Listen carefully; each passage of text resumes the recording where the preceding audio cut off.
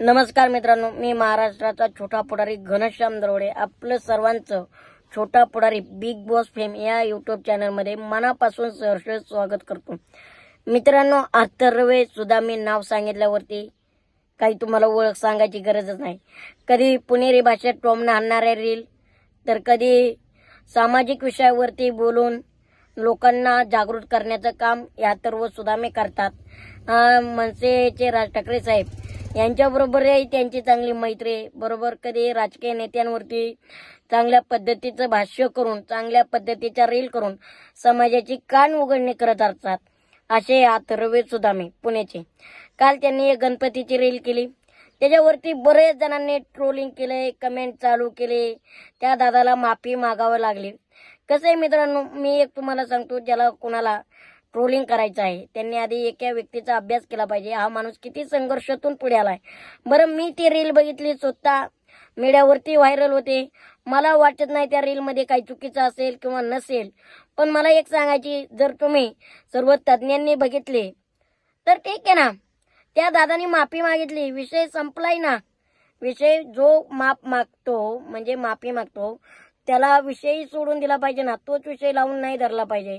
मग त्या अथर्व दादाने आता माफी मागितली, तर मला काय म्हणायचंय, त्या व्यक्तीने माफी मागितली, पण ती रील मी बघितली, त्याच्यात काही चुकीचं वाटत नाही, मला तरी वाटतंय, कारण त्याने गणपती बाप्पासाठीच बनवली। आणि असं काही नाही, त्याने माफी मागत असताना सांगितलंय, मी प्रत्येक हिंदू सणावरती रील बनवतो, चांगल्याही बनवतो, आणि खरंच त्याच्या रील मी पाहतो मित्रांनो, खूप छान असतात, हसायला येतं। आणि एक सामाजिक विषय हसण्यातून आपल्याला कळतो की असं नाही करायला पाहिजे, हे असं समाजात घडतं। तर मला एकच सांगायची, आपलाच मुलगा आहे, त्याला आपण सगळ्यांनी मोठ्या मनाने माफ केलं पाहिजे, त्याच्याबरोबर आपण राहिलं पाहिजे। आपला माणूस मोठा होतोय तर त्याला आपण साथ दिली पाहिजे, मागं वळू नका। ट्रोलिंगचा काही विषय नाही, आता त्यांनी केली रील तर झालाय विषय, डिलीट पण केले ना त्यांनी, राजेंनी। त्याने असं नाही म्हटलंय की मी डिलीट करणार नाही, काय नाही, तर डिलीट सुद्धा केलेली आहे। तर मला एकच सांगायचंय, त्याला मोठ्या मनाने माफ करा याची अपेक्षा व्यक्त करतो। आणि अथर्व दादाला मी एक सांगेन, सुदामी, तुम्ही जी रील करताना कधीतरी विचार करून करत जा, अशा गोष्टी करत नका जाऊ। आता मला योग्य वाटली म्हणजे प्रत्येकालाच योग्य वाटेल असे नाही ना, की मूर्ती बनवावी गणपतीची तर ती मनीभावी बनवली पाहिजे, हे तुमचा उद्देश छान आहे।